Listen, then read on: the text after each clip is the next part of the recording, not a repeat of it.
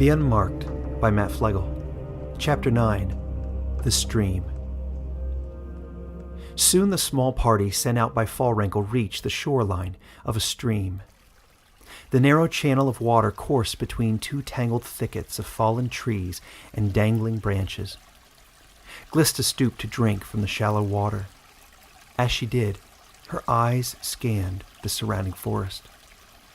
Meanwhile, the bear plopped itself on the ground and licked the underside of both of its broad paws. Then he rolled over and noisily sucked up water from the river. The wolf knelt down to rest a few yards downstream from Grinwit, her eyes all the while roving, like Glista's, over their surroundings.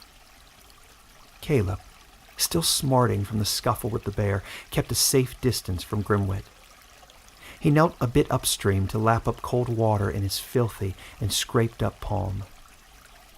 Then he happened to notice a curious expression in Glista's face. Kaleb shook the excess water from his palm and stood up. "Is everything all right?"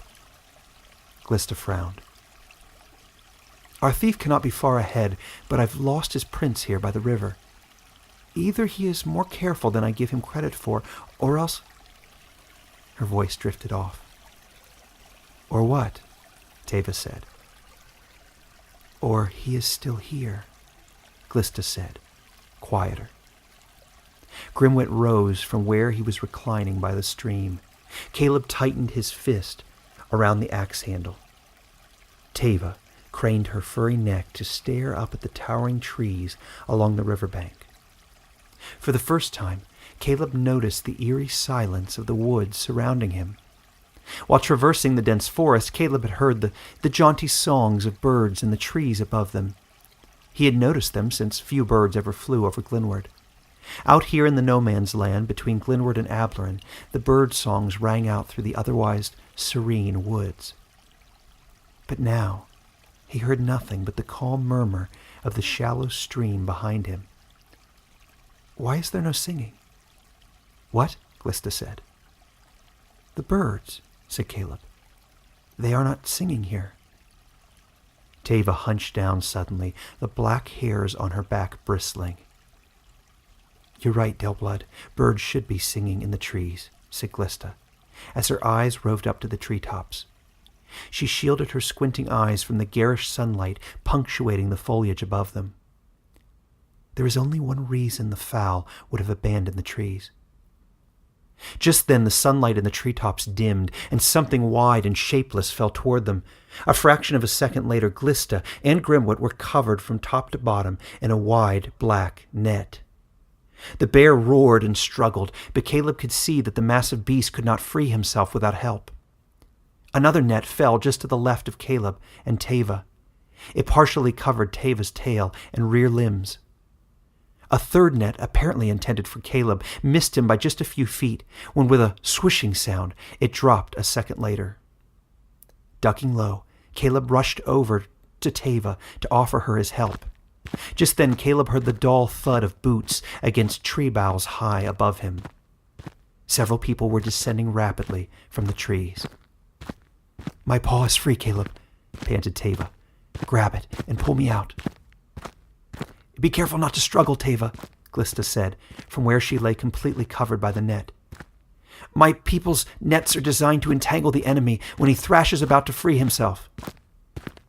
Teva relaxed, flattening her forelegs on the ground. Kaleb lifted the net and edged it back until the wolf's shoulders and hind parts were completely uncovered. In Kaleb's hands, the net felt like spider silk, sticky yet strangely sturdy. Kaleb cast a glance up at the tree directly above him as the pounding of boots against bark grew louder and closer. A moment later, Teva slid out from under the net and said in a quiet but commanding voice, "Quickly, human, back into the brush." "But what about Glista and Grinwit?" Kaleb protested. "We have only moments before the enemy reaches us. You and I must escape the foe before we can do anything to help our friends." Kaleb scampered into the undergrowth, following the wolf. Almost as soon as Teva and Kaleb disappeared into the thick brush, 4 sets of dirty black boots landed on the ground not far from where the 2 empty nets lay. Kaleb stifled his frantic breaths and watched as 4 men dressed in black garb and armor, similar to Glista's, only heavier, approached the bear and the woman ensnared in their nets. Their swords were out. One of them, a deep-voiced man, said, "Is that a bear, Griffram? I've never seen one in the flesh before." "Valisden warned that we might be assailed by animals from Terrashine," said another stone render behind them, presumably Griffram. "It's a good thing we brought the nets." "She was right," said the deep-voiced man, "though I thought it would be the Dellbloods who chased us, as I should have guessed. The Dellbloods are too thick-headed and fearful to track anything through the forest. As for these animals, I'd guess they were sent by the old prophet Valisden always blathers about." The stone render squatted down next to Grimwit and leaned in closer to its ensnaring net, careful all the while not to get too close to the bear's massive entangled paw. "And who is this?" sniffed a smaller man, leaning over the net that held Glista. "It appears by the armor to be one of our own. Do you know this scout, Griffram?" Griffram walked over to where Glista laid quietly, under the heavy mesh net. "By the forest spirit, it's her," he said, looking closely at her face through the net. "It's Glista herself. Her Highness will be pleased to find that her daughter is not dead after all." Kaleb turned toward Teva and silently mouthed, "Daughter?" Teva only blinked at him and went on watching the scene through the brush. "She'll be pleased, all right," said the deep-voiced stone render, "though I'd be surprised if she lets the girl live after a betrayal of this order. The search party thought for sure that she had died somewhere in these woods." "Were there not 2 more creatures on the shore? One a man, as I recall," said a 4th stone render, who had not spoken yet. The deep-voiced man straightened up and craned his neck to look up and down the riverbank. "I thought so too," he said. "But they are probably long gone by now. If we had descended from our perches in these trees a hair faster, we could have snared them all on this unprotected shoreline." "There's no time for running our mouths, Bliston," said Griffram, pointing a gloved hand at the bear. Bliston, the deep-voiced scout, nodded. "You 3, secure that bear. Drag him back to Ablorn along the path we carved out this morning. I'll handle the girl." When Bliston turned his back, Kaleb noticed something for the first time. In what looked like a makeshift sheath strapped to the rear plate of his armor, the deep-voiced man had slid a long, slender object. At first, Kaleb thought it might be the man's sword, but as he squinted through the brush, Kaleb noticed that the edge of the object was splintered and knotty, like the branch of a tree. He whispered to Teva, "The one who just spoke, he's got the branch from the sacred tree." The wolf nodded. "We cannot retrieve it now," she said, "but we will follow the captors and see if the forest spirit can show us a way to deliver Grimwit and Glista from their hands." Teva and Kaleb watched helplessly as 3 of the Stone Render scouts dragged the gray bear, with some difficulty, across the shallow stream and towards a narrow opening in the trees on the opposite riverbank. Grimwit roared when his furry back first scraped along the rocky ground, but soon the bear realized that brute force alone could not disentangle his hulking body from the net. Except for a stray groan or two as his flesh grazed jagged brush, the bear grew silent as the scouts hauled him into the forest on the opposite shore. Meanwhile, Bliston extricated Glista from the net. Then he withdrew a thin rope from a pouch at his waist.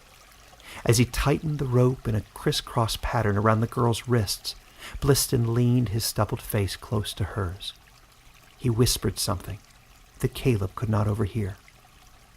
Then Bliston pushed Glista forward, motioning toward the opening in the woods on the far side of the stream. "Come," whispered Teva, through clenched teeth, as the scouts and their captives disappeared into the woods on the opposite side of the stream.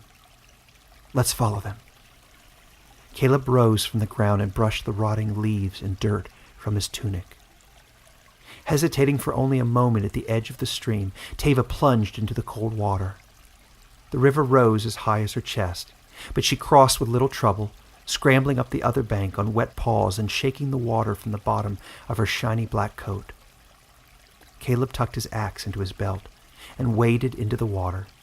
Though frigid, the cold water splashing on his skin allayed his fears for the moment. Shortly after, Kaleb joined Teva on the other side of the stream. Kaleb looked up at the thick forest of Ablaran in front of him. Though he would never admit it to Teva, his hopes of saving Glenward and Terrashine were now as shallow as the stream they had just crossed.